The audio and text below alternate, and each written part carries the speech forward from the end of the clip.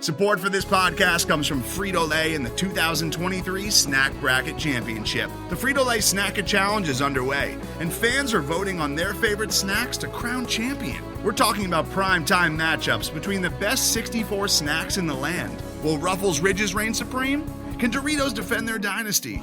Or will Smart Food use their smarts for a surprise upset? Only you can decide. Get in on all the action for a chance to win up to $1,000 or a year's worth of snacks. Let your snacks be heard. Just go to fritolaysnacket.sbnation.com to vote and enter for a chance to win. No purchase necessary. Sweepstakes ends April 3rd, 2023. Void where prohibited. Year's worth of snacks awarded in the form of 52 coupons, each good for one bag of chips. See official rules at fritolaysnacket.sbnation.com. The Black and Gold Banneret Podcast is brought to you by Orlando Homes Express, brokered by eXp Realty, proudly serving Orange, Seminole, and Lake counties. Call 407-790-9957 or visit WeSellOrlando.net.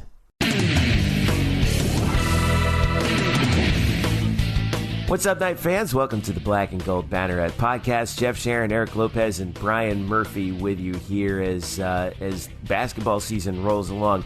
I wanted to give you guys, well, first of all, thank you, fans, for your patience, because we had two basketball games on Wednesday night, so we just went ahead and made the executive decision to record this on Thursday morning after the games, because UCF was playing a men's basketball game at Wichita State that started for some stupid reason at 10 o'clock Eastern time out in Wichita, which is called TV. Yeah, well, 9 o'clock local. I mean, geez, Louise, man, what are they doing? So, it's like I mean, UCF's got a home game coming up here soon at 9 p.m. I mean, that's television. It's called trying to fill a doubleheader, baby. I get it, but like, God, I don't know, man. Anyway, UCF loses their first game in conference, but in a tough environment in Wichita State, and we'll talk about that. We'll talk about UCF women's basketball continuing their role. They've won their 15th game of the year. They're 15-2, still undefeated in the conference. And we'll also talk about the big football news this week with Brandon Wimbush transferring to UCF to play quarterback as a grad transfer from Notre Dame. And our guest in the show today is Joshua Vowles. He's the site manager of 1 Foot Down, which is SB Nation's Notre Dame site, and he gave you some great insight on Brandon Wimbush from the time that he's known him in South Bend. So, lots to talk about, even though we only have two sports that are actively going on right now. Don't forget to follow us at blackandgoldbanneret.com, because we are SB Nation's home for the UCF Knights. Follow us on Facebook, facebook.com/blackandgoldbanneret, and on Twitter at UCF_Banneret. Follow us each individually at Jeff_Sharon, Spokes_Murphy, and Eric Lopez Elo. All right, boys, let's dive on in and talk about men's basketball, because last night kind of felt like a trap. And no shame. I don't think there's any shame in losing at Wichita State. I mean, people are going to look at this and be like, what happened? Wichita State's not good. I actually think they are good. They've just gotten off to a very, very rough start to the year. You mentioned, Brian, in your article that's on on Twitter, and I think in your article on Black and Gold Banneret, that this is the first time in 10 years that Wichita State has lost 4 in a row. They came into the game at 7-8, 0-3 in the league, but they shot extraordinarily well. Their defense was excellent, and UCF did not shoot well. Shot just 34% in the first half, and fell down early. It was close late, but Wichita just kind of stiff-armed UCF the rest of the way. You stayed up and watched the game. I watched the game late. And you apparently, Brian, it kept you up all night. Is that true? Actually, because I'll tell you what, if you got through the first 10 minutes of the game, which were kind of a slog and there were a lot of fouls and not a lot of baskets. Yeah. After the first 10 minutes, it really was a really entertaining sort of back and forth, high energy game. Yeah, it was really intense. I mean, I guess that's you should expect that at Coke Arena, right? I mean, we know how crazy those fans are, but it was an intense ball game. The crowd made that game really fun to watch because they were totally in it. But, that fan base does not let you know that Wichita State is rebuilding. This really is a rebuilding year for them. They have 9 new players on scholarship. they have only one player on their team, Marcus McDuffie, who averaged at least 15 minutes per game last year. I mean, This is an entirely different team. But they're going to struggle, and they're having growing pains. But that fan base in Wichita is absolutely rabid for the biggest show in town, which is that team. And they came out, and I think the energy, it's really cheap to say that the crowd is the reason why they won the game.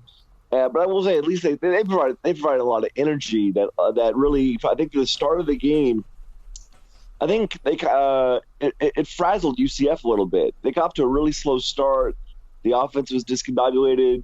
Meanwhile, Wichita State was making some shots that you're just like, well, what else can we do? Right. You couldn't really do anything else better on defense.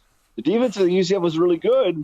It's just the other team was making really highly difficult shots. And then if that's the case, for a team in Wichita State that really, I think ranked 11th or 12th in the conference in field goal percentage, if they're going to do that, and they did most of the night, then you kind of just say, well, we did our best, they were better, and you move on. Well, Wichita shot, it's so funny you say, Wichita shot 52% for the game. UCF shot 42. Interestingly enough, I thought this was probably the most interesting stat of the whole game. UCF shot more free throws than Wichita State. UCF shot 20 free throws. Wichita shot 18. Now, they made 17 of them. UCF had average night at the line for them, 14 out of 20. Taco Fall was 2 for 4 at the line. And he had 3 of them. 14 and 20 is above average for this team. Well, yeah, that's true. That is above their average. But Taco Fall, I saw his 3 free throws late. He looks like he's kind of figuring out that stroke, which I think was encouraging to see.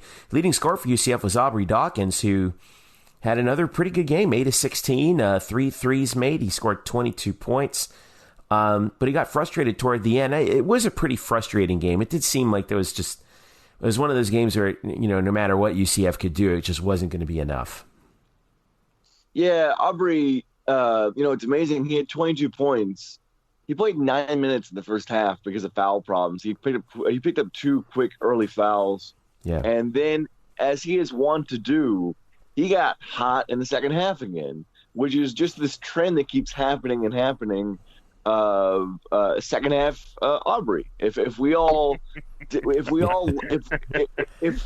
really enjoyed second half Randy with our defense, he's the Randy Shannon of UCF basketball. It's all second half action. Randy Shannon. So,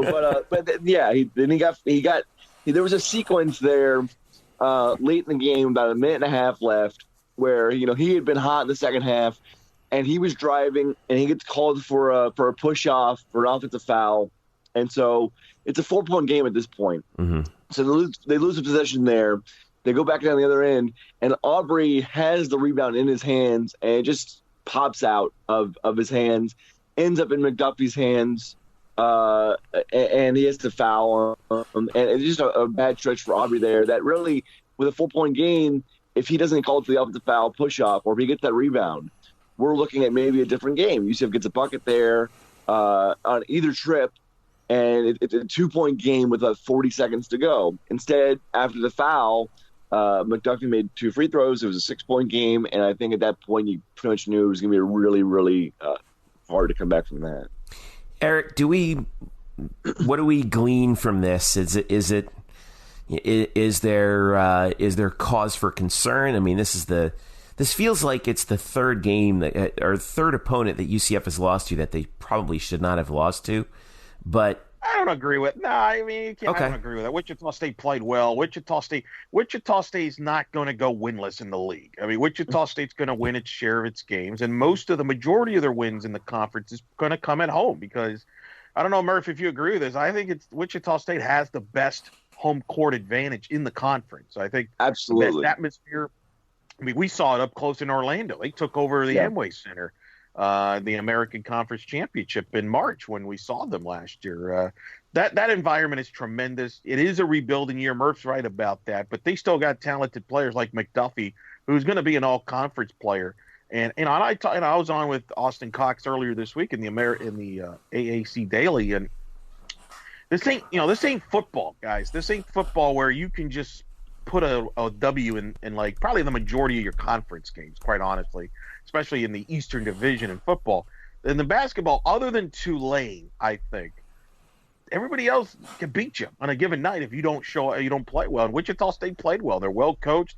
They've had success. I think their best basketball is ahead of them. It wouldn't surprise me if Wichita State's season turns around after this game. I'm with Murph. I mean, they made some shots, and that's going to happen when they play at home. They're not going to lose. They should have beaten Temple at home. People didn't. If they've watched the game, they should have beaten Temple. So I think they're learning how to win, and unfortunately, that was a tough spot. You go into Wichita, tough environment, and with all that being said, I mean, UCF had some chances. I think I look back in the foul at the end of the half there, guys. They were only down 5, and I thought, man, if we could just be down 5 at the half, all things considered, they would have been in great shape. But they got the foul called on the 3-point shot, and instead of being down 5 in the locker room, you're down 8 going into the halftime. And I thought that was a big moment there in the game. And then once they got back in the second half, Wichita State kind of pushed it to 10-12, and UCF was trying to fight back. They made a late run there, but just fell short. But no, I wouldn't be too concerned about it, because I felt this week, in all honesty, if they could get a split this week, considering it's a very tricky schedule with you're going all the way to Wichita. Now you got to do a quick turnaround for a noon tip at home against Tulsa on Saturday, who's playing very well, by the way. They just knocked off Connecticut. They've beaten Kansas State, who was an Elite 8 team last year in their resume. So Frank Haith has got them playing well. So this is the one, to me, that's the bigger game, is the Tulsa game. You got to protect your home court here in conference.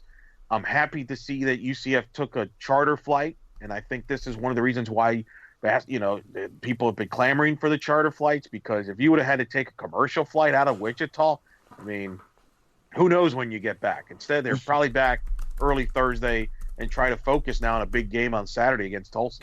All right, so this is UCF's first conference loss, and they now fall back into a group of 5 teams with 1 loss in the conference. Houston, Cincinnati, Temple, 4-1. UCF and Memphis at 3-1. You were talking about how, Eric, the conference is really stacked except for Tulane. Every team in the conference is at double-digit wins and above 500, with the exception of Tulane. Every team in the conference has double-digit wins and is above 500, with 2 exceptions: Wichita State, who now is at 500 overall at 8-8, and ECU, who's 1 game below 500 at 8-9. Tulane's bringing up the rear at 4-12, 0-4, but everybody else is within 1 game of 500 or better, and that's where we stand right now. So, as we look forward to, the league is good. So, but are we worried about UCF standing in the conference as they head into this Tulsa game on Saturday at noon, or is this like just a bump in the road and they'll be able to get past it? It's a bump in the road. In this league, you're going to lose games. I don't care who you are, even the best team, whoever you think it is, whether it be Houston, whoever is going to win this league is going to trip up more than likely 3 to 4 times. I think it's a deeper league than it's been. They may not have a, quote, dominant team like a Wichita State was, or Cincinnati even last year, although Houston might argue with that, but time will tell. But, I mean, look at East Carolina. I don't think they're a great team, but they got a stud freshman player who's probably going to could be the freshman of the year in the league. I mean, he can carry you on a nightly basis. Yeah. He could be the player of the league if he keeps going where he's going. Yeah. Correct. I mean, you saw Murph up close. I mean, so, Jesus.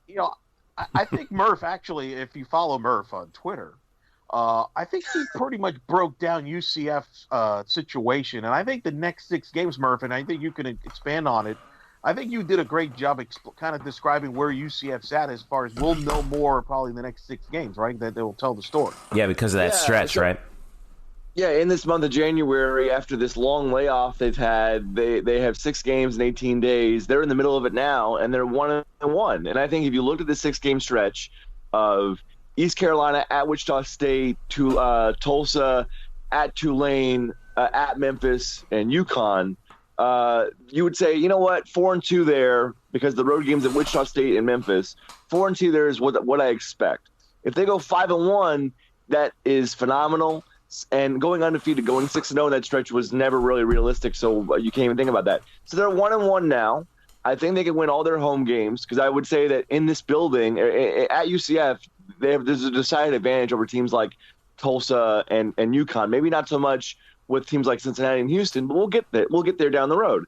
The thing is now with the loss of Wichita State is that Memphis game is going to be really important to the success of this little part of the schedule. Is can they get a win there? And if so, they're probably going to go 5-1 in this trip, and we're going to look 5-1 in this stretch, and we're going to look back and say like that was pretty good.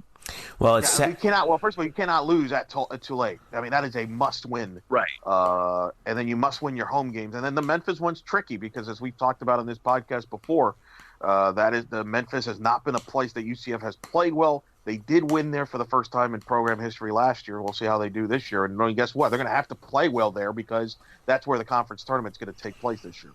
Well, first that game is on the same time as the Pro Bowl next Sunday. So if you have a watching decision, you really don't have a decision because the Pro Bowl is awful. That's good. Murph off the top rope. Is he going up against the Royal Rumble? I mean, Murph off the top rope on the Pro Bowl there. But I will say also, I will be there. I had a decision to make of whether or not I want to go to the Pro Bowl and be a volunteer or go to the Memphis game, and I decided, you know what, I'm going to the Memphis game. So I'll be there. Good call. Next Sunday. Good call. So first things first, got to be Tulsa at home. That's noon on Saturday. By the way, doubleheader at CFE Arena with the men's team at noon and then the women's team following that against SMU before the UCF goes to Tulane next Wednesday at 8.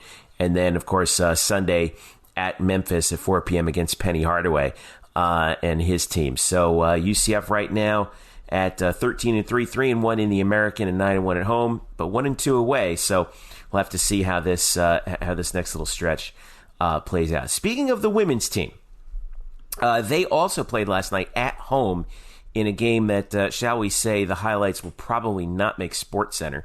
A win is a win sometimes, and they beat Tulsa 60-44. KK Wright once again led the way for the Knights with where is it? Oh, yeah, there it is. 18 points on 5 of 16 shooting. UCF actually held Tulsa to 25% shooting for the game, including 0 for 11 in the second quarter alone. But the problem was in this game is that there were some 46 total fouls called. So Tulsa ended up, of Tulsa's 44 points, 20 of them came at the line.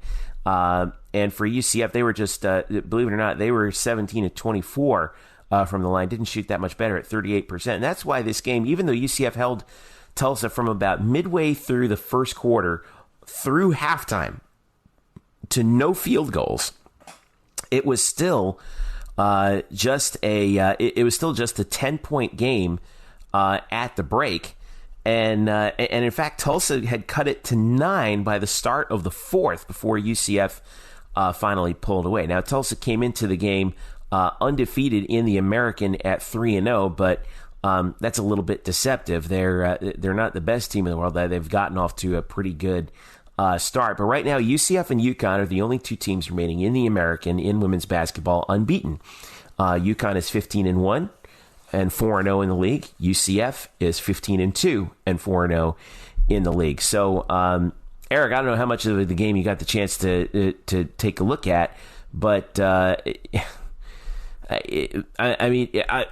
think that one of the big issues with this team right now, and here I am complaining about a team that's 15-2, but what do you do? Yeah, what do you do? Are you going to be that guy?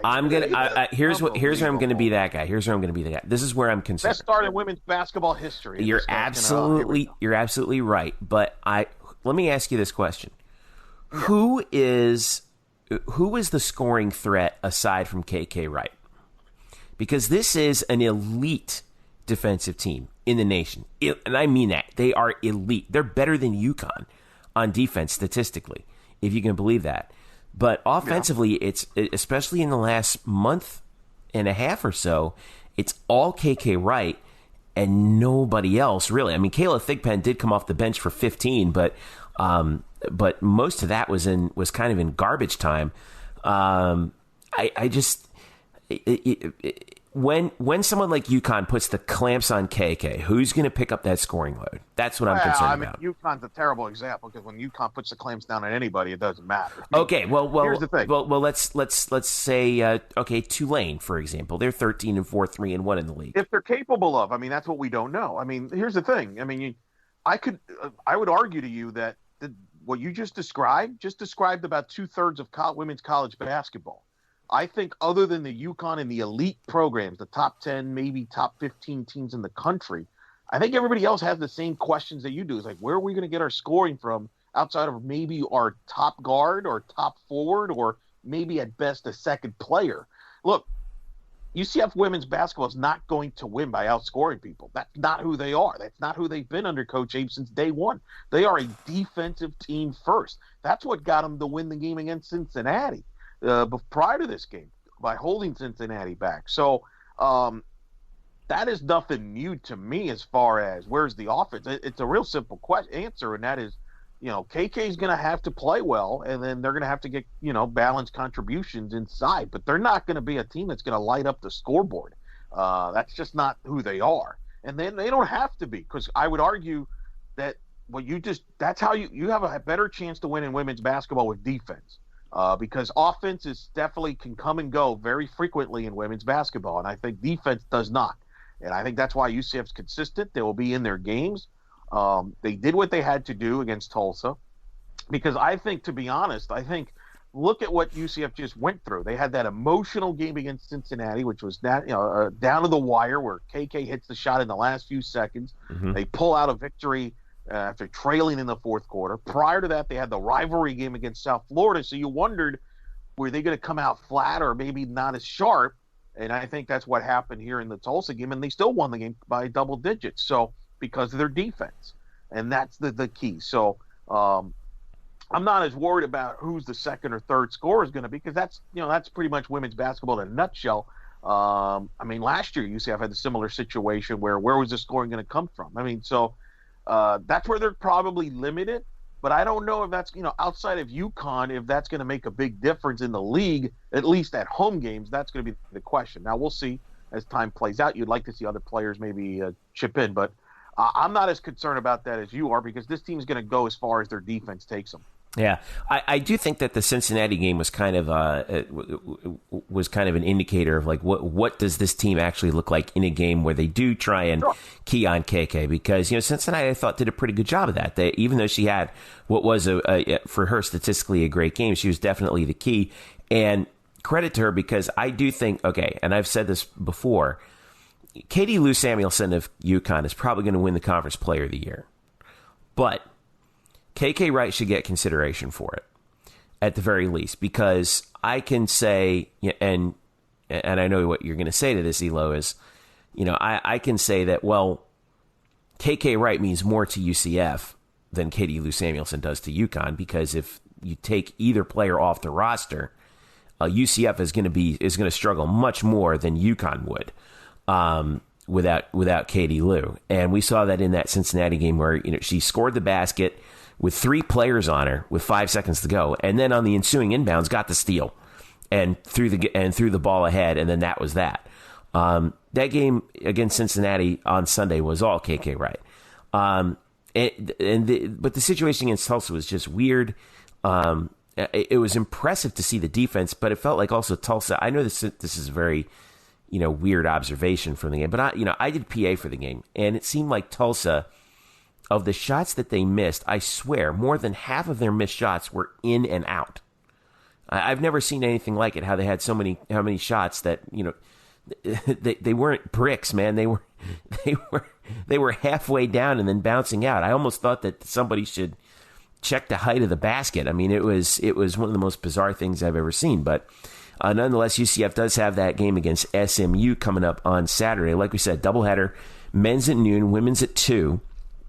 And UCF facing SMU at 2 on the women's side. SMU is off to a fairly rough start, 7-10 overall, 1-3 in the league. Very surprising, because they just got back their star player, Alicia Froley, who missed all of last year with a knee injury. She's coming off the bench, and maybe she's kind of taking a while to get back into the swing of things. But I would have thought with her back, they would be a lot better because she's an all-conference player when she's on her game. But, she might still be recovering, may not, kind of sometimes we have a major injury like that. It takes you a little while to get used to things. But you're right. I'm curious to see how they come out against SMU, especially since it's going to be right after the men's game. So in theory, it's at 2 o'clock, but it might be a little bit after that. In fact, I pretty much, if I had to bet, I think it'll be a little bit after that. So it'll be interesting how the players can stay focused on that because you don't know when you're going to be on the court. It's kind of like tennis. Like, you're scheduled to be on at a certain match, but if the match goes long before you, then you're going to have to wait it out. So I think mentally, I'll be curious to see how that team comes out against SMU when they tip it off. Yeah, so we'll be watching that. By the way, the baby race is during the men's game at noon. Did you guys know that? Is this going to be better than dogs catching frisbees? I think it might be. I know one thing. It's a hell of a lot more intense. I mean, it gets really competitive out there. It's weird. It's tough to top the dog trying to chase down a frisbee, though. I mean, everybody loves a dog. That was excellent, man. I love that guy was at the women's game too that night. That was awesome. The one dog was 10 years old. Can I get like a handicapper's report on the babies? Can I bet on which one's going to win the race? You're going to have to. I think you got to show up early for the actual pre-race meeting if you're going to do that. But yeah. I mean, I'll put it up on the Twitter account. Sure, why not? Throw a little like $10 exacta box. Yeah, we need to know. We need to know the age. Is the kid exactly? But then we also need to know whether or not the kid is walking or not, because walking, I think, is an automatic disqualification. So we need to look that up. All right, so again, doubleheaders Saturday. Don't forget the baby race, which is always fun. Men's at noon, women's at 2 at CFE Arena. Women's, by the way, plays also Wednesday at ECU at 7. ECU comes into that game 10-6, 1-2. So ADN game on that one. So that'll be good to see. And then the game after that on Sunday the 27th at UConn on ESPN2. So hello. So here we go. Hello. Conference season's firing up. 4 p.m. Weird start. Is that at the same time as the men's game? Yeah, I think so. Yeah, I think that men's Sunday the 27th. I'm checking the men's schedule because I was on the women's schedule. Oh my! Sunday the 27th. Dude, we got the Pro Bowl, UCF men's hoops, UCF women's hoops, all at the same time. Yeah. That's a lot to follow. Yeah, same exact tip time too. That's what's the men's game is on CBS Sports Network at Memphis at 4. And the women's game is on ESPN2 at 4. So, all righty then. Decisions. That's we got to get multi TV, baby. That's what I would say. I know. Yeah, got to set up the second one. Get your Wi-Fi ready. All right, let's take a quick break. When we come back, we're going to talk some football. Brandon Wimbush coming to UCF. Transferring over from Notre Dame. We've got some insight from our SB Nation colleague at One Foot Down, which follows Notre Dame. Joshua Vowles, the site manager of One Foot Down, joins us to talk about Wimbush at Notre Dame and what he thinks he will mean for UCF going forward into the 2019 season. Stick around. Black and Gold Banneret Podcast is back after this. The Black and Gold Banneret Podcast is brought to you by Orlando Homes Express, brokered by eXp Realty. Sam Unger and his team at Orlando Homes Express proudly serve Orange, Seminole, and Lake counties, specializing in buying, selling, and new construction. Sam is a very proud UCF graduate, class of 2006, and he's got a special deal going on right now for the 2018 UCF football season. Night fans, in honor of UCF's 25-game win streak, Sam is running a special for the whole month of December. If you use him as your realtor to buy or sell your home, you'll receive up to $2,500 at closing. So, if you're ready to buy a new home or sell your current home, upgrade or downsize, Sam and his team have you covered so you can find the right home at the right price in the right location. So give them a call right now at 407-790-9957. Again, that's 407-790-9957. Or visit them on the web at WeSellOrlando.net. Again, that's WeSellOrlando.net. You can also reach them on Facebook at Facebook.com/WeSellOrlando. Get in touch with the Orlando Homes Express today and make finding your dream home a reality. Hello, Night Nation. I'm Andrew Fegley. And I'm Trey Strelko.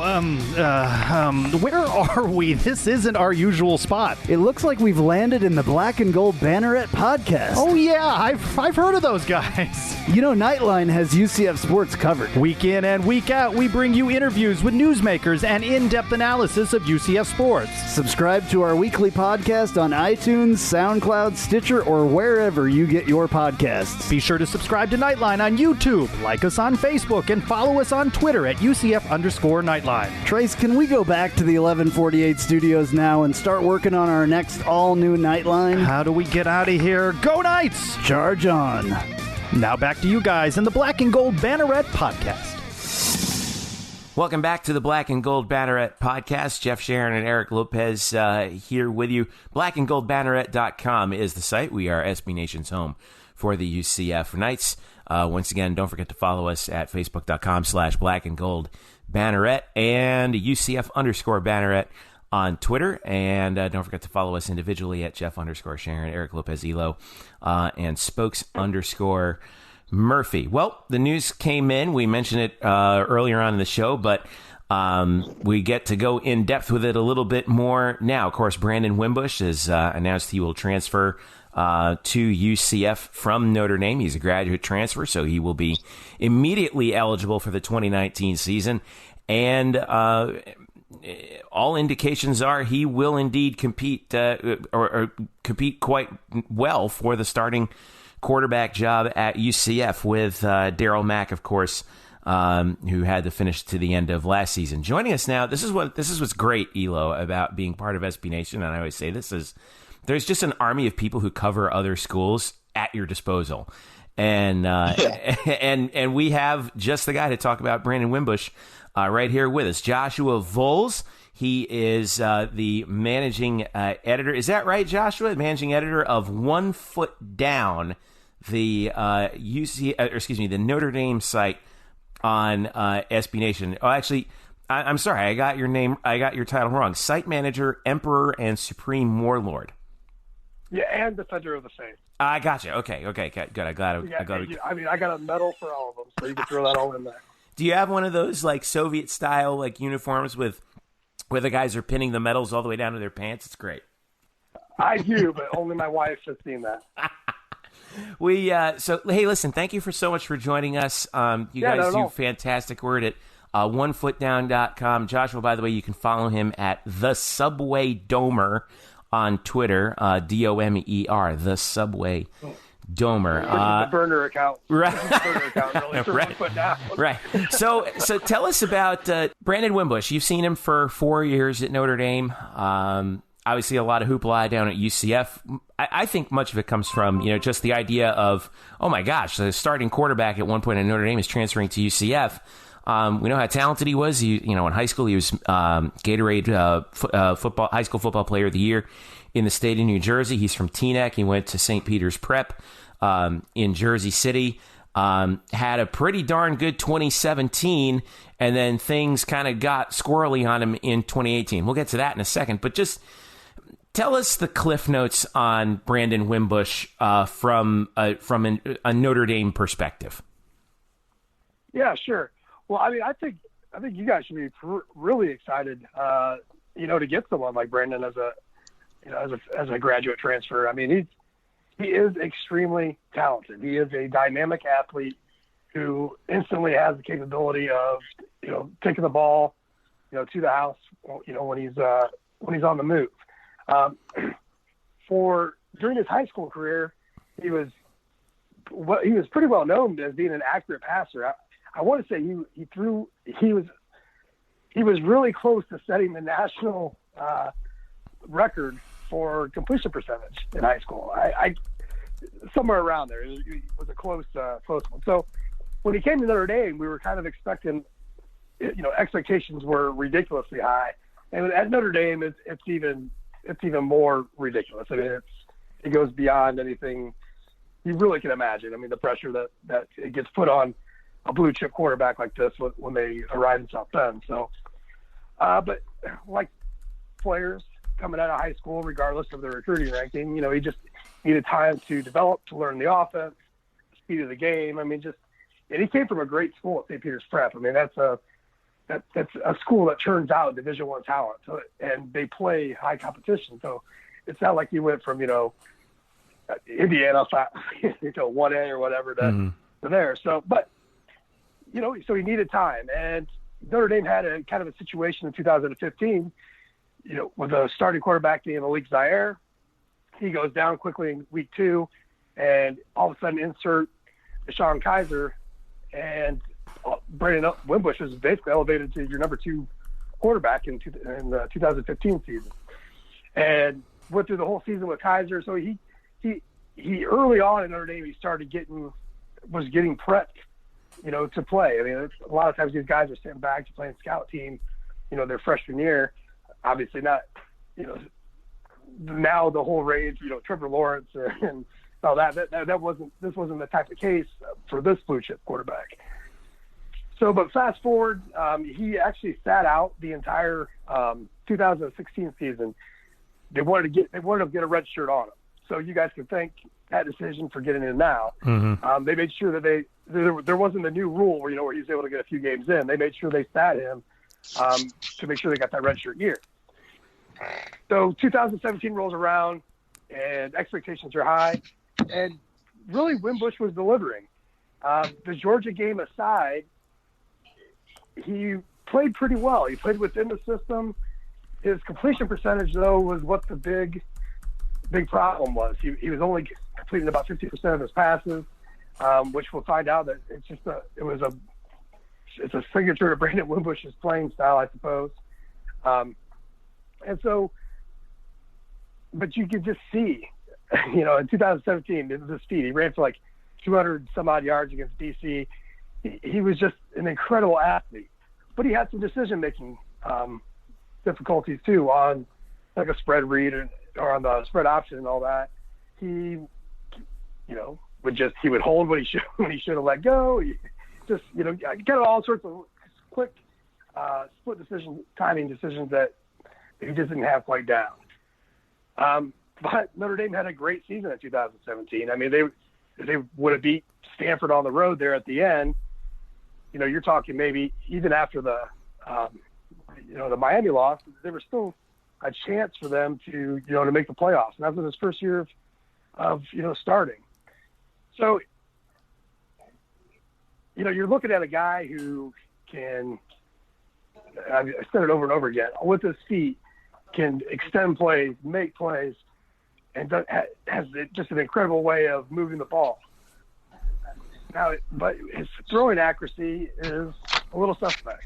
Yeah, it's usually it's more or less his short intermediate passes. He has a cannon for an arm. So I mean, on a lot of deep balls, which was way better than what we had in Ian Book did this year, throwing it down the field against the corners. Can really throw a deep ball. So you got a strong arm, you got a dynamic athlete, and I think if you can dial in some of his accuracy issues, which could be an extension of a whole bunch of different things, you really got a solid quarterback on your hands. Yeah, I went back on that senior year that he had at St. Peter's Prep. Sorry, Eric. He was 192 of 265 passing in his senior year at St. Peter's Prep. That's 72.4%. Fast forward, like you said, to 2017, and as basically the full-time starter, he was under 50%, 49.5%. Still amassed 2,600 yards of total offense and 30 touchdowns, 16 passing, 14 running. But yeah, you're right. Record, by the way. Yeah, but that's still, and that's saying something. But I mean, it's still kind of head scratchy, just like you were saying. Go ahead, Eric. I'm sorry. Well, I wanted to ask, you mentioned the completion percentage. How much of that is the Brian Kelly's offense? Because I've talked to people over the last couple of days about this, and I've seen where some people suggest that the Brian Kelly offense is not the easiest to have a high completion percentage because he likes to go vertical so deep. And I think there's only been like 2 quarterbacks that have had a high percentage as far as completion percentage under Brian Kelly. And look, let's be honest, this is the 3rd Notre Dame quarterback that's transferred out of there, and it's come to the Sunshine State since 2015 with Everett Golson and Malik Zaire, and that's kind of the interesting. Do you think the Brian Kelly offense contributed to the low completion percentage, perhaps? Okay, let me walk you back a few things that most people are mistaken on. Number one, it's not the Brian Kelly offense. It's Chip Long offense. I mean, once Chip Long took over in 2017, it's Chip Long's offense. Brian Kelly hasn't been the play caller since 2014, I believe. Anyways, it might even been 2013. But he had a much more influence in what plays are called. I mean, it's the head coach, so he chimes in, hey, you're going to run this, you're going to run that. But the primary play calling duties hasn't been on Brian Kelly's plate since, I believe, 2014. I could be wrong on that. But as far as Wimbush goes, his primary play caller was Chip Long in these last 2 years. Plus, it was a brand new offense, not dissimilar to what Brian Kelly liked to do, but it was a different offense. And that was his first year as a starter to begin with. So here's something you've been prepping for, and even that redshirt year when you're sitting out and you're learning offense and you're doing these things, and the next thing you know, here comes a new offensive coordinator in for you for the season that you're supposed to be taking over as the king. That makes I would say that makes at least a little bit of difference. I don't know how much, but it does make some. But no, this isn't Brian Kelly's offense. This is Chip Long's offense. And you can see that with, Chip Long coming from Memphis, which you guys should be familiar with when he was down there. There's a lot more RPOs involved in that offense. Yeah. And I think that's what tripped Brandon more than anything was learning to play within the RPO game, where I really think he just had to think too much about, is he running? Is he handing off? Or is he passing? I think there was too many reads going on in there. And he's a bright kid. Don't get me wrong. He's one of my favorite people to, ever at a post game to listen to talk, because he really puts a lot of thought in what he says. And as far as going back to some other things, quarterbacks transfer all the time. And the 3 you just mentioned, Brandon Wimbush, who got beat out, Everett Golson, who was just on the decline and didn't work out at Florida State anyways, and Malik Zaire, who had a huge issue with the fact that Deshaun Kaiser, who was a better quarterback, won his job. So, yeah, these guys, the guys leave, but it's because they got beat out. So it's not like in this day and age, does Nick Saban have a quarterback issue because Jalen Hurts left? I mean, quarterbacks aren't sticking around to sit around. So to me, that's just college football as we know it. In this lifetime, in this age, 2018, these guys ain't sticking around. So let's go back to, all right, so the end of 2017, Notre Dame is in the bowl game against LSU, and Wimbush gets yanked in favor of Ian Book. Notre Dame comes back, wins the game on a last-second touchdown, and they head into 2018 with Wimbush as the starter. He has a pretty good game against Florida State, but then it all just came apart, and then Brian Kelly decides to make the move, having not lost a game yet, by the way. Brian Kelly decides to make the move, benches Wimbush for good in favor of Ian Book, and Notre Dame finishes out the regular season undefeated before losing to Clemson. What happened where Brandon Wimbush went from the starter to suddenly falling out of favor? Yeah, as you probably know, he's 13-3 as a starter at Notre Dame, so It's a pretty decent record.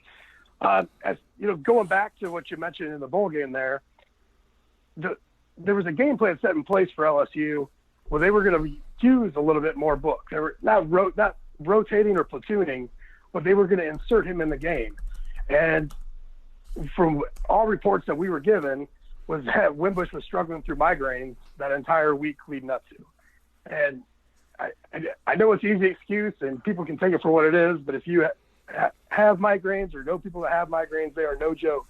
And playing football at that level with migraines I don't know how any of those guys do it. So that was what was going on there. He got into the game. He struggled greatly against a really good defense at LSU. And so he got pulled, plain and simple. But what's telling about that was he was still Brian Kelly's. He was still, this is our guy heading into, 2018.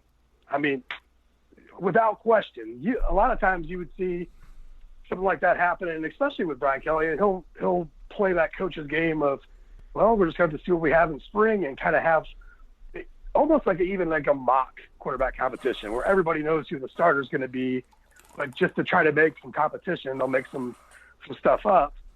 And that wasn't the case at all this spring. It was Brandon Wimbush was number one, period, all through spring. So then we get into fall camp, and the same thing. I mean, Ian Book wasn't really he was rarely mentioned outside of fans debating who should start. You know what I mean? Like when information was coming from Notre Dame, it was all Wimbush all the time. And so we get into fall camp, and we really don't get to see a whole lot of, this day, the way they run it is there's a few glimpses during fall camp that you get to see these guys working out. There's no practices during the season. But towards the end of fall camp, there was something that was pretty noticeable, and that was when they were watching, Ian Book was just way more accurate with his throws than Brandon was. And so, and it got to the point where the media was bringing it up more and more and more about, was this just a bad practice, or was this, and it almost seemed like they were making excuses for why Brandon wasn't performing as well in practices as what Ian Book was, yet there wasn't even a question about who was going to be starting against Michigan. So Brandon starts against Michigan, was incredible against Michigan, really. I mean, the stat line says good game, but in reality, it was a great game. What he did with his feet on third down, moving the ball, the way they pressed it early on in that game. I mean, we beat the crap out of Michigan. I don't care what the score says. I was there. I was in the press box. I was licking glass. It was a beat down and then just settle down. So game 2 comes up at Ball State. And the only thing you heard out of Notre Dame that whole week leading up to the Ball State game, and it's hindsight's 2020 now, but everybody was involved in the conversation was, how many freshmen are we going to get in? How are we I mean, this is even coming from Notre Dame, from Brian Kelly and the coaches themselves. Right. They're all game planning for at one point where they're going to be up, where they could start putting guys in because of that whole new, redshirt rule. So we're trying to figure out, this is the game we're going to get some guys in, blah, blah, blah. And in that game, too, it was a whole different game plan for Brandon. It was like they put the handcuffs on his ankles, where they didn't want him running. There was absolutely zero planned run call, or, quarterback runs. And when he went out scrambling, instead of just doing what he normally does and would take off for 25, 30 yards, he would just kept scrambling around trying to find a receiver. The game plan for that game was for Brandon to probably boost his confidence and get going throwing the ball. And what they did is he's not that quarterback. They you really just need to let Brandon be Brandon. And instead of, they were trying to buckle him down just for that game, you know what I mean? They wanted to see what they had. And what they had was, I think they found out, was that it's a quarterback that needs his whole game to be effective. He's not going to beat a team with just his arm. And he's not going to beat a team with just his legs either. In the game 3, Vanderbilt, same struggles. And, it was pretty evident that all hopes that we had for him to improve from what Notre Dame and Kelly had said he had improved, were kind of dissipating at that point as far as his accuracy was concerned. And we're talking a second game in a row where the play calls from Chip Long probably weren't benefiting, Brandon at any point. Just the different types of calls. When you're not using your best skill set for a player at any point, what are you really doing? Right. So they made the switch to Ian Book, and things take off. Now, I tell you all that so I can tell you this. Back in fall camp, Notre Dame basically Ian Book won the job. Like quietly, behind closed doors, Ian Book won the job with Chip Long, and it's a Brian Kelly decision. And what ended up happening is we didn't know what we had against Michigan. They hadn't played Michigan in a few years, great defense, and they were pretty convinced that we were going to need Wimbush's legs to beat a team like Michigan. With the way their front, especially the way that Michigan was propped up, in the preseason with their defensive front, they were pretty sure that there wasn't going to be a whole lot of pocket there. So, you use Brandon in that case, and it worked out perfectly. I mean, it worked out exactly how they had planned, and what they said we need him for this, and it did exactly. Interesting. But then, he wins the next 2 games, and how do you bench a guy? How do you bench a guy who's undefeated, who's 3-0, who had given you a big time season the year before? How do you bench a guy for winning? Yeah, game 2 against Ball State. I mean, even though he threw the 3 picks, it's like, he won the game against Michigan. He had how do you? Yeah, you're right. How do you turn around after he beats Michigan, a top 15 team, and say, "Okay, son, hit the bench"? You're right. Well, it's what I'm saying. I guess my point of that is it's a hard thing to do. Yeah. I mean, it just PR-wise, taking the kid into the room and he's just looking at you like, we're winning. But what they wanted to do offensively wasn't happening with him. Okay, so then they go to – it's almost like a different offense. It was a whole different offense that next weekend. I mean, it's Wake Forest, and they fired the defensive coordinator after the game. But it was just an explosion of offense. When you scored 24 against Michigan, which is fair, which is respectable, but you're only scoring, 24 and 27 against Ball State and Vanderbilt. There were some issues there. So it was some, it took a lot of guts for Kelly and Long really to do what they did, but that was the whole reason. I mean, it really could have been Book starting against Michigan, but I don't know if we beat Michigan with Ian Book starting that game. I think it really took Brandon Wimbush. And then you look to the game against Clemson, you almost feel like you look back like, man, they they never would have, because how do you explain that? But it always feels like Brandon Wimbush, not to say you would have beat Clemson, but they were in that game going into the second quarter, 23 touchdowns with Julian Love out in the second quarter. Mm-hmm.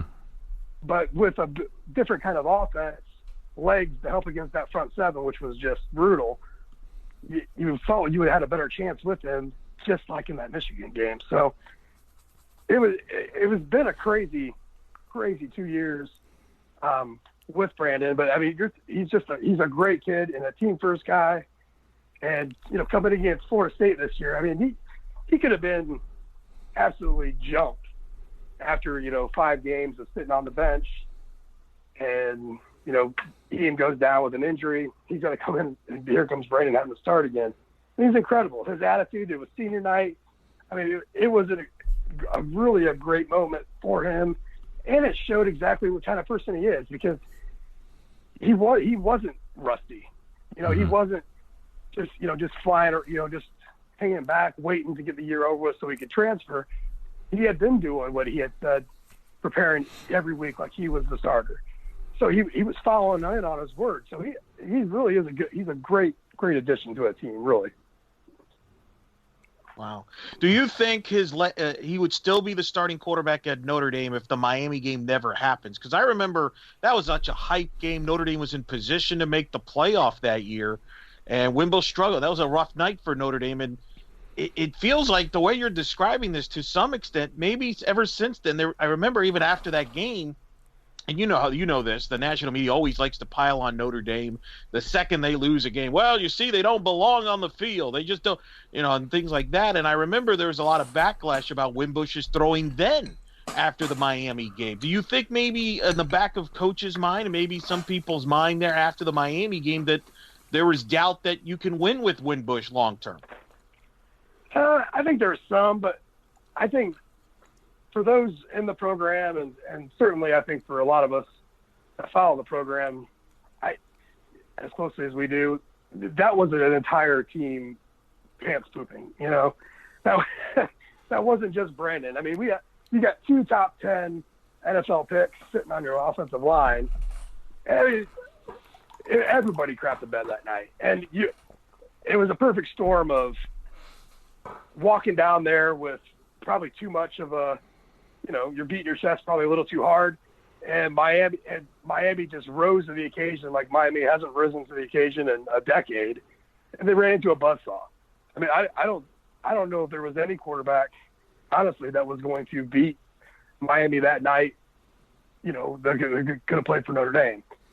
But you're exactly right. That game starts putting whatever doubt you had in minds, and it just keeps growing.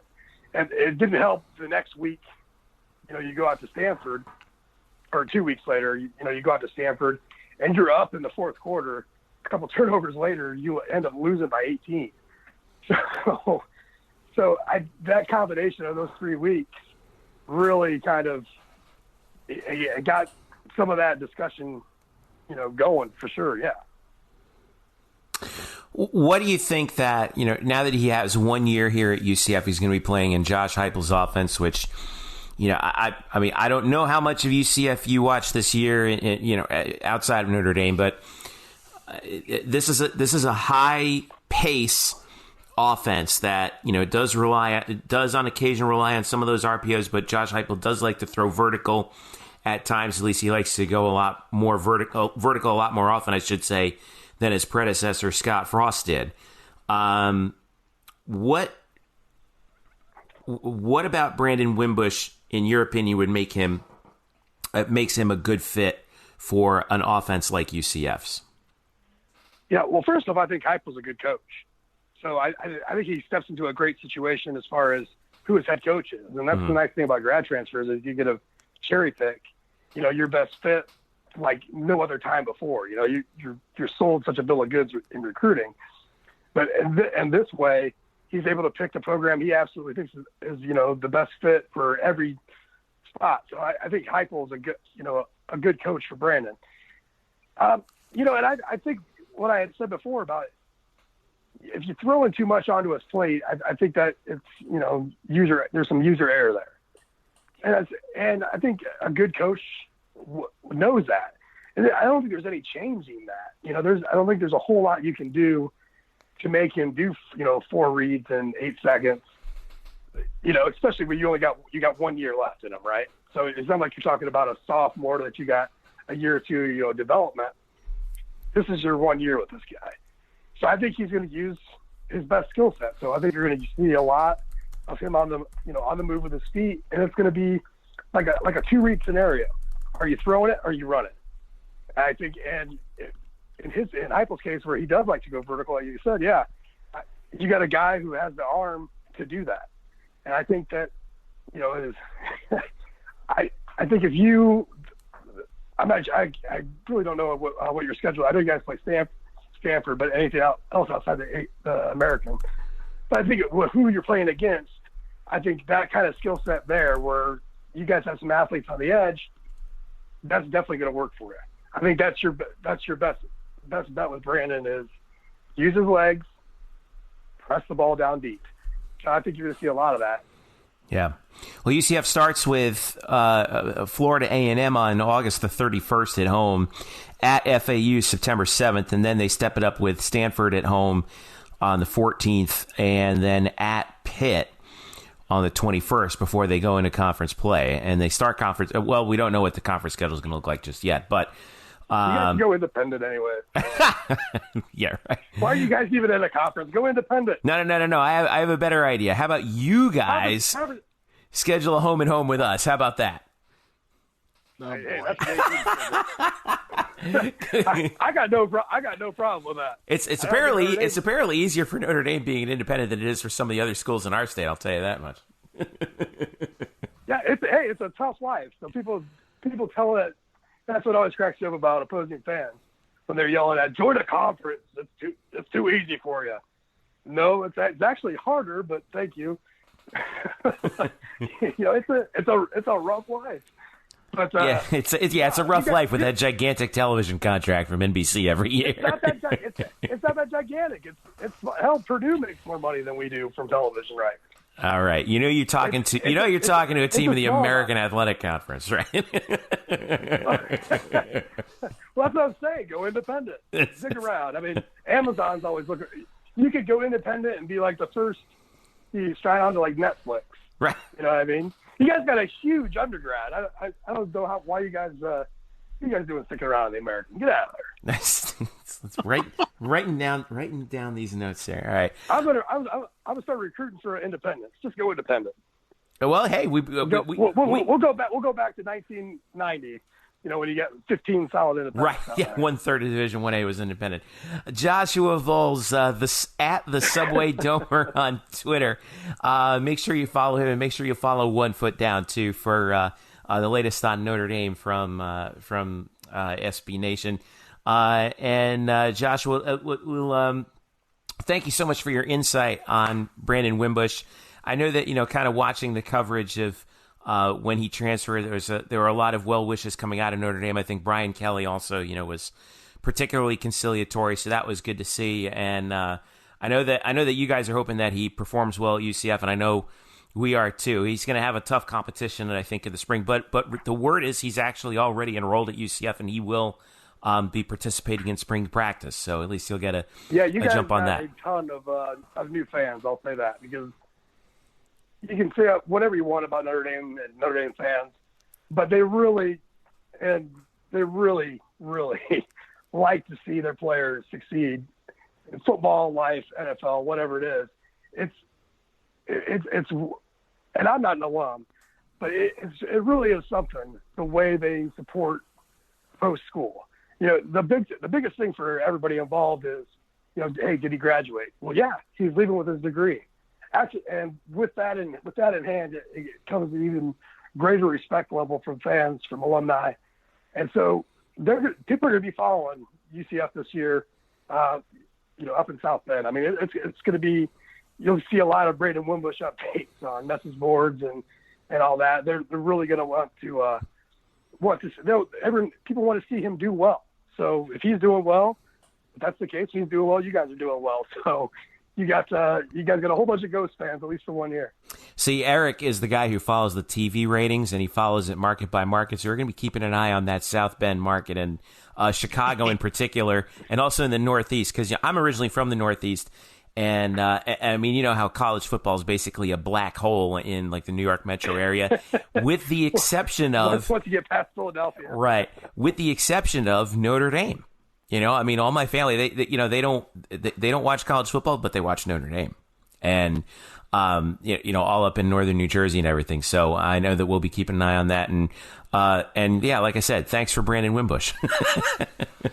Yeah, and our problem is Notre Dame fans seem to only watch Notre Dame, all right, and have no clue about what happens outside of it. So, yeah, I wish nothing but the best for Brandon. I hope he does a great job for you guys. I'm telling you, he is a great kid. A fantastic individual. So, good luck to you guys and to him. All right. Thanks, Joshua. Joshua Vowles of 1 Foot Down, SB Nation's Notre Dame site, at the Subway Domer on Twitter. Joshua, thank you so much for joining us, man. Enjoy the off season, and let's catch up again sometime. Will do, man. Absolutely. All right. Thanks again to Joshua Vowles for joining us from 1 Foot Down again, and giving us some insight on Brandon Wimbush. Murph is back here joining us once again to talk about this from a UCF perspective. When Wimbush made the announcement, it seems like with the whole, it's like free agency, right? I mean, everyone was like, oh, Jalen Hurts, or maybe the I forget, it was the other kid that they were looking at, but Justin Fields, yeah, thank you, the kid from Georgia. But Wimbush kind of was, you're like, oh yeah, he's in the portal too, and then he decides to make the move. I saw the 247 piece from IrishIllustrated.com where they talked about how he came to UCF and Jeff Lebby and Josh Heupel really kind of wowed him, but he kind of had his poker face on, and then all of a sudden Monday it starts happening that he's canceling all of his other visits, including some schools like Penn State. Joshua mentioned Georgia Tech, and he comes to UCF. So I guess At first glance, Brian, what does this mean for UCF's quarterback situation heading into 2019 with Darryl Mack, having, let's face it, won a conference championship, now getting some serious competition from a grad student who played at Notre Dame? Well, it means that Darryl Mack, let's face it, played 3 games. Get some competition. I think you can cut it either way, right? Like, they need a competition from a guy whom has experience. If something were to befall Mack, similar to what happened to Mackenzie Milton last year, they would be left in a lurch kind of with Dylan Gabriel's true freshman. Quadri Jones has been on the field for exactly 1 play in his college career. He threw a touchdown pass, to be fair. Okay, sure. Anyway, they need. I think we've talked about this, and I know you've been against them bringing in a quarterback because of what it says about Mack and what is Mack's reaction to it. And honestly, we don't know. But if Mack is confident enough in his ability, he can go out and win this job, which is also an opportunity he never had when Mackenzie Milton was healthy. True. So really, he's still in a better position than he was at this time last year, and now he can go win the job. And really, you look at Brandon Wimbush, and the stats don't allow you. So it's not like Wimbush is some sort of like irresistible force. And so we'll see. We'll see what happens with that competition. But I think competition was necessary. Moreover, I think experience was necessary, and that's moreover why this happened. Secondly, the most important part to all of this, and Jeff, I know you disagree because we talked about this in our group chat over the weekend. The reason why this is significant for UCF is it's just another benchmark of where this program is at. That a player like Brandon Wimbush, who was recruited as a top 7 quarterback in the nation, and went to Notre Dame, and as a starter had a lot of success in 2017, and now is transferring and could pick a school that he wants to go to, has chosen UCF. He's going from Notre Dame to UCF, and I think that is the reason why a lot of people around this program are getting excited. And I know smart people agree with me on this, like Zach Goodall, our compatriot here, that this is important because of what it says about the type of athlete that UCF is not only open to, but what that UCF can now be considered along with those by those 4- and 5-star players and by those high level transfers at these blue blood schools, that you can come here now and you can be maybe in a better position to win a lot. And that's just it's kind of amazing when you just in a short span of time of what has changed, and it's just another one of those things that how far this program has come, and I think that's what makes it most exciting. Elo, how do you view this? Is this an indictment of I don't know, Mack or maybe the guys behind him like Quadri Jones, for example, or is this just kind of one of those things where it's like, look, we have the chance to get this kid. He's really talented. This is gravy as far as we're concerned. Well, first of all, for those that have just started following the college UCF program, maybe, I don't know, 2-3 years ago, and don't know that the program existed 20-some years ago, I would point out that Marquette Smith transferred from Florida State to UCF in the mid-'90s. So this is not Eric throwing shade on everyone. Oh, man. Well, I love how everybody's like, wow, this is a landmark moment for the program. Like, get out. The program's fine. Like, the players are transferring all over the place. I mean, they want to play. So I wouldn't – people are reading way too much into that stuff. I mean, for crying out loud, we've got a kid, the USF quarterback just transferred to Sanford. Is that a landmark moment for Sanford football? I mean, come on. I mean, so people want to play. From that standpoint, I don't really get too caught up in, like, it doesn't matter. I think everything but everything else, what Murph said is right. I mean, there needs to be competition. I think, look, they're lacking depth. That's why I said there was an 80% chance they were going to bring a quarterback, because they feel they can get back to the New Year's Six Bowl next year. They feel they can win the New Year's Six Bowl next year. They feel they can win the conference next year. It's not like we're retooling or rebuilding. And one of the big question marks on the roster was the quarterback position. There are questions whether Mack could be your guy or not. There's questions about the depth because you don't know what you have behind Mac right now. Now you do. By the way, Wimbush is a talented freak. This is a kid that led Notre Dame to a top 5 ranking going into a showdown against Miami in 2017, as we talked about in the interview. He's a tremendous runner. He ran for over 800 plus yards in that year. He beat USC in a national profile game and beat Sam Darnold-led USC team. He's beaten Michigan as a starter. I mean, the guy's pretty accomplished. So, yeah, if you're Josh Heupel and Jeff Lebby and you're UCF and you've got a chance like, wow, we got a chance to get a talented quarterback, you take it to try to improve your team and make sure that your team accomplishes goals. Because here's the reality, Jeff, and you may not like this, but the standards have changed now at UCF. You have to win the American Conference, or many of the fan base will consider it a disappointment or a failure. Oh, I don't think I don't think the standards have changed at all. I think we've known that for a while. It's just now it's considered realistic.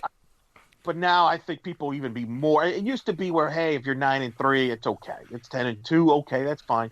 Now I think people it'll be considered a disappointment, fairly or not. It is what it is. They have to win the conference at least and get to the New Year's Six. At least for next year. I think that's the goal. So I think Brandon Wimbush gives them a chance to do that. I think it's it's a good competition. I personally think Wimbush is going to be the starting quarterback, because I think if all things are equal, I think if Wimbush learns the playbook, and I think they'll improve his passing accuracy, which is really the question with Wimbush, is able to throw the football. Everybody says he has a strong arm. Well, that works in a vertical passing game, which is what Josh Heupel likes to run. He's a gifted runner. He's a weapon as a runner. So he's got great weapons around him.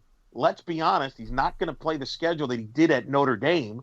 He's not going to be playing top-notch defenses.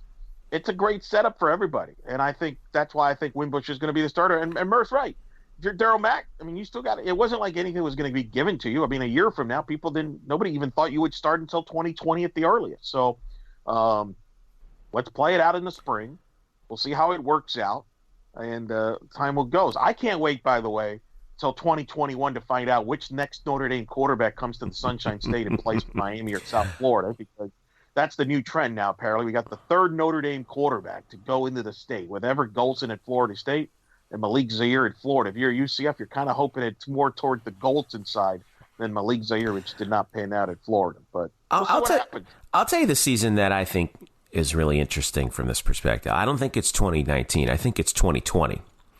Because by that time, Brandon Wimbush will have expired his eligibility, one way or the other.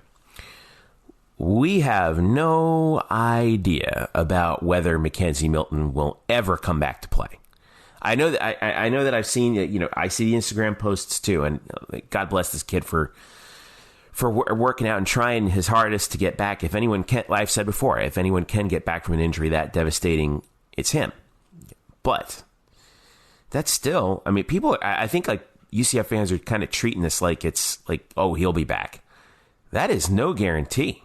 So I think the interesting part is, if you're Darryl Mack, what do?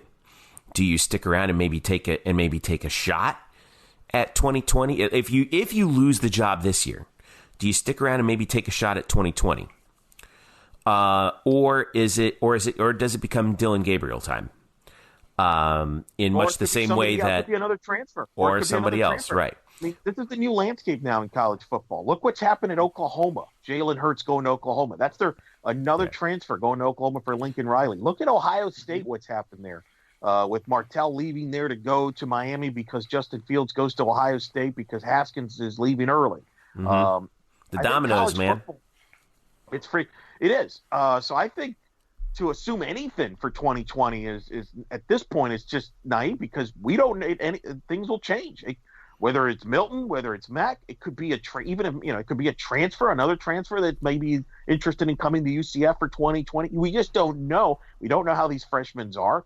So I think, unfortunately, the way the sport's going, especially in that position, I think it's a year-to-year sport now as far as, okay, who's going to be on this roster more than likely, because with the new transfer portal rule, guys can transfer in a moment. Look at Texas. Texas is about to lose 2 quarterbacks, including Shane Buechele, who just entered the portal on Wednesday night.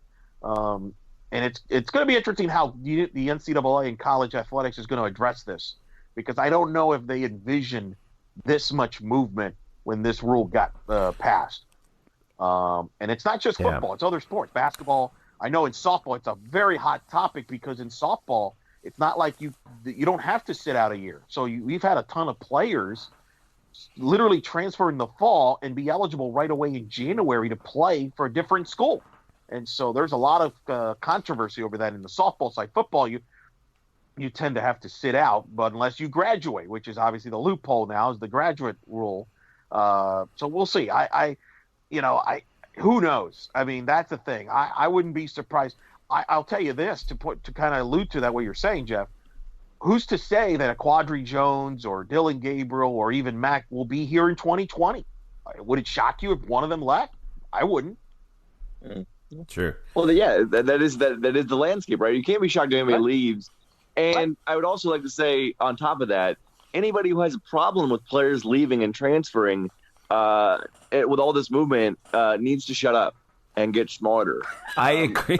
I agree with you because why should? Yeah, I mean, sorry to interrupt, Brian, but like, why is it that we get angry about football players transferring? Where if you happen to not be a football player, you can transfer wherever the hell you want, whenever you want. The same reason that we get upset that, about players, complaining about contract money, even though it's millions of dollars in pro sports, because it's not fair market, that we should be on their side because it's not fair market. Right. It's not like why people get upset about it? Because they're selfish. That's why. Oh yeah. No different than when a player turns pro. It's no different than when a player turns pro. They're like, why are you turning so early? You're not that highly rated. I've seen that. I've seen every time a UCF player turns pro early, it's like, well, why are you turning pro? You're not a first round guy. You're not why not come back? Well, yeah, maybe for you that benefits you, but maybe for the player, it's like, I just want to move on, Yeah. Right. I've sit in my ceiling. That's why people are just selfish in general. They want, don't leave type of deal. But that goes back to why they're selfish and they want the other guys to and they want the guys to not be selfish. That's the irony of it. We only want them to leave when it's under our terms. Oh, you stink. Get out of here. We want you fired. That's it. That's why. That's really what it's all kind of about. It reminds me of like Jeff Driscoll when he left Florida and Florida fans were like, good riddance, get out of here. And then he goes to Louisiana Tech. He actually gets out of that toxic environment that he was in Gainesville.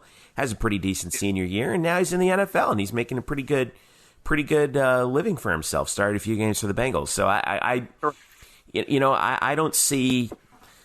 Yeah, you're not going to get any argument from me on that. I'll cry about it. I mean, especially if you're a graduate. I mean, that's the thing I like about Wimbush, by the way. The kid graduated out of Notre Dame pretty quickly. Yeah, he got his degree in 4 years, and I think what was cool was, and you probably saw this too, Brian, was the reaction to his announcement was from the Notre Dame side very positive. Thank you so much for your 4 years. We're going to miss you around here. Class act, team player, all that kind of stuff. And then on his Instagram post, and we had found this like in quick succession, who posted on Wimbush's Instagram message was Mackenzie Milton, Daryl Mack, Gabe Davis, Jordan Johnson. And they're all like, all right, welcome aboard. Let's go. And I think that's the Mac one, I think, was also pretty interesting because he also he also sent something out on Twitter that I'll find for you a little bit later. But Mac seemed to be openly welcoming the competition. And that I think was actually, for me, was encouraging to see, that these guys at least are showing the are showing the at least publicly that it's all about what how can we get better, so I don't know, what did you think about the reaction? Am I reading too much into that or what? Yeah, you're reading too much. I mean, that's what players are going to say. I don't really.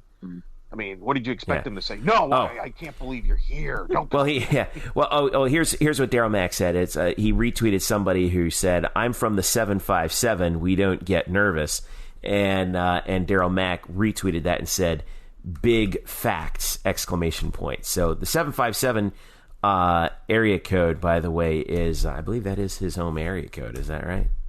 Yeah, Virginia. So I mean, Mac's obviously the way Mac handled the whole Milton situation.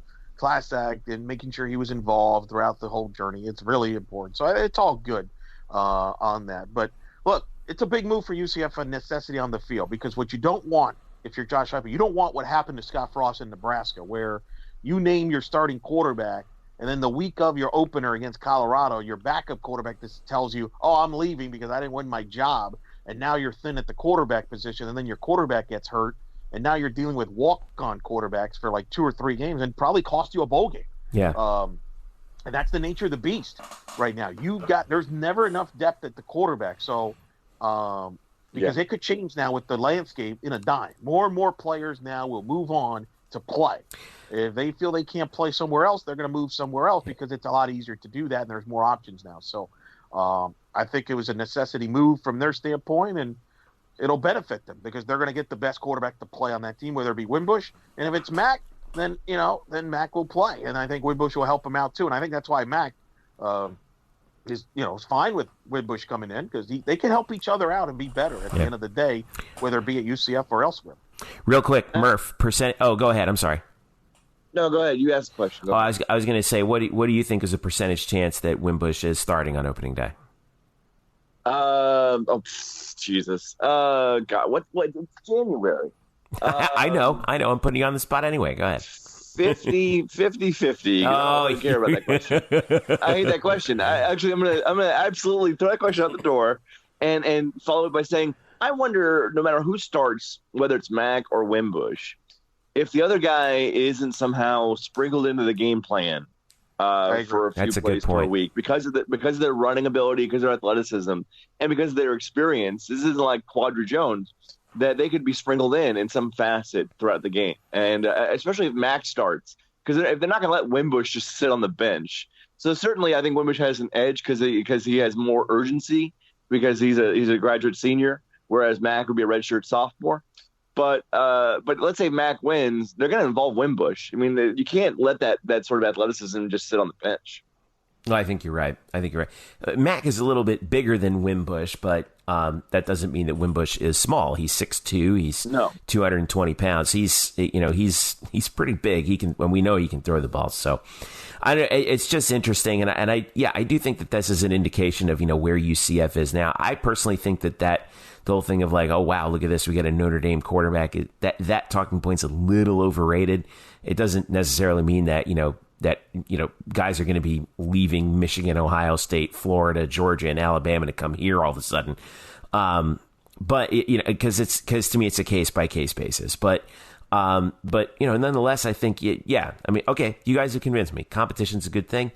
I'm going to be interested to see how he performed. Now he is enrolled at UCF. Is that right? For the spring? No, he's starting. He's starting, I think, right away, isn't he? I think he's starting this week. Yeah. So he's going to have some makeup work in some of his classes, but but that means we'll see him in the spring football and in the spring game. So at least we might get, I don't know, maybe we will, maybe we won't, but we'll get at least a taste of what Brandon Wimbush looks like. So where are you? How are you handicapping it? Since you asked Murph, what's your handicap right now? Yeah. See, I put Murph on the spot, and then you put me on the spot. That's right. Wait, how can you put him on the spot? You asked the question. How is it putting you on the spot? I know. Well, here it works, Murph. Well, heaven forbid, I assume you have more insight than me, Brian Murphy. Talk about a left-handed compliment. I think there's probably a 55% chance of Wimbush getting the start. Wow, you guys are really bold, man. Real bold. 55. That's really rough. Yeah, 55. Fine, I'll be the bold one. Okay. Go ahead. You usually are. You're the hot take master around here. Go for it. What you got? All right. 90% chance Wimbush is your starter by Stanford. Okay. By Stanford. Interesting. I will say this. I think both will play. I agree with Murph, by the way, real quick, Murph. I agree 100% what you're saying. Yeah. I think both will play. I think Josh Heupel will find ways to play both in certain packages. I think you're going to see both of them in the FAMU game. And you're going to see, in fact, you're going to see a million quarterbacks in that FAMU game. So enjoy that game, all right? They're going to put you in there? They might play everybody there. Is Hayden Kingston available? Hayden Maybe Kingston. he could play there. But I don't think we're going to know the true starter, honestly. And it's not necessarily, I think internally they'll know who the starter is, but I wonder if they'll play coy early in the year with FAMU and FAU, where it really doesn't matter who plays the quarterback. They'll win those 2 games. And maybe try to kind of play a possum there going into that Stanford game. I really do. All right. I would just like to say that my 50% answer isn't really based on any sort of insight more than my more sort of objective abhorrence to the actual question. That's all. Objective abhorrence. Jeez Louise, man. Wow. It was a protest vote. All right. Well, hey, welcome to Brandon Wimbush. Hope you enjoy your time here at UCF as a grad student. So, should be fun. All right. Let's, now that we're rolling on through, our spring sports are getting ready to fire up. And as we wrap things up, what are you guys working on this week? And Eric Lopez, I'll start with you. Well, I'm going to encourage you to tune into the most recent In the Circle on Fast Pitch News podcast that I host as well on the side when I'm not on this podcast. It's a softball podcast, and the reason is I recently had an interview with former UCF head coach Renee Loris-Gillespie. I went to an Iowa practice. They were in Florida for a week, and I had a chance to talk to Coach Gillespie. And among the topics we talked about the influence that a former UCF men's basketball coach had in helping her ending up at Iowa, which you could put the dots in together. Tune in to that episode. You can follow that on In the Circle SB on Twitter, and that's on all the same podcast formats. You can listen to that. So that's on there right now. As far as the Banneret, we're going to continue our Hall of Fame series.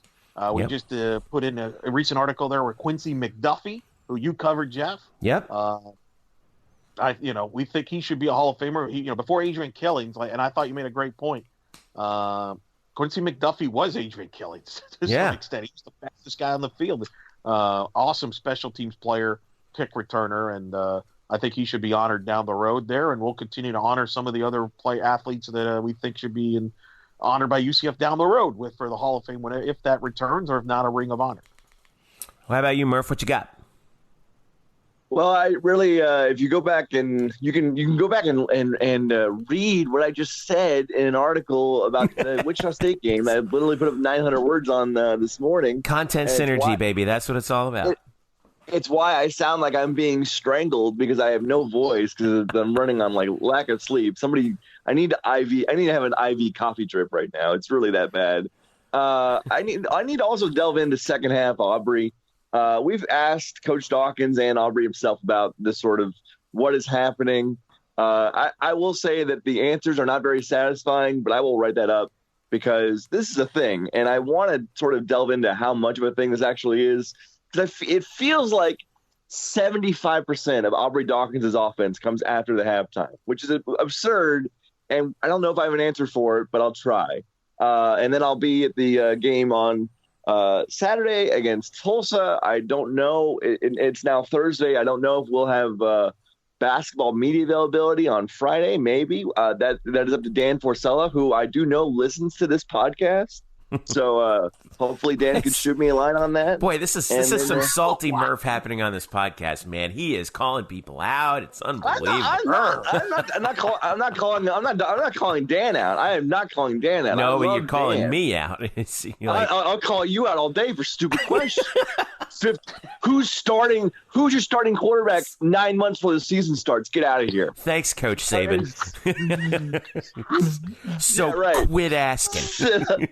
Yeah, right. I'm on to Cincinnati. I don't know about you.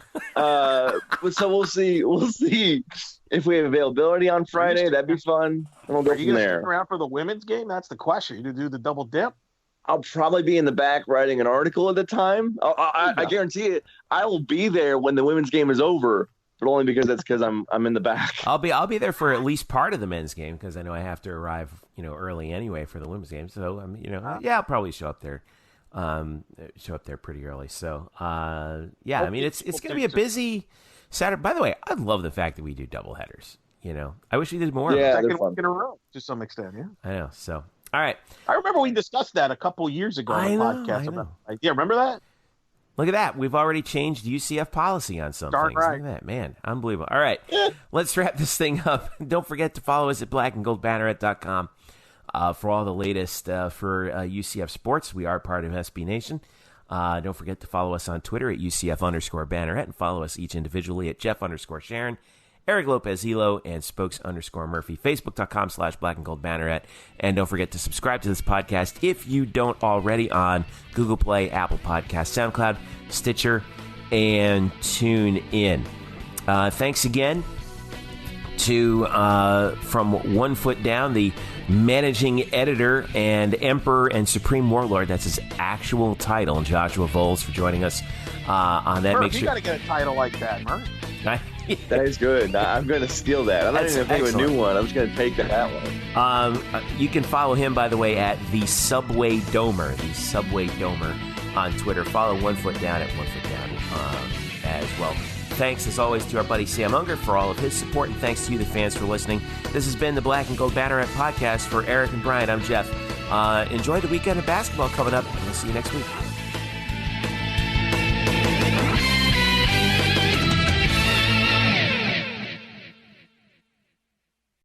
Today's episode is brought to you by Cars.com. With over 2 million vehicles and 50,000 more added every day, Cars.com will match you with the perfect car for you, your budget, your life, your style. And if you're ready to say goodbye to your current car, Cars.com will get you an instant offer to cash it in. Just start by entering your license plate and get matched with a local dealer who will write you the check. So whether you're looking to buy or sell, just go to Cars.com. It's magical.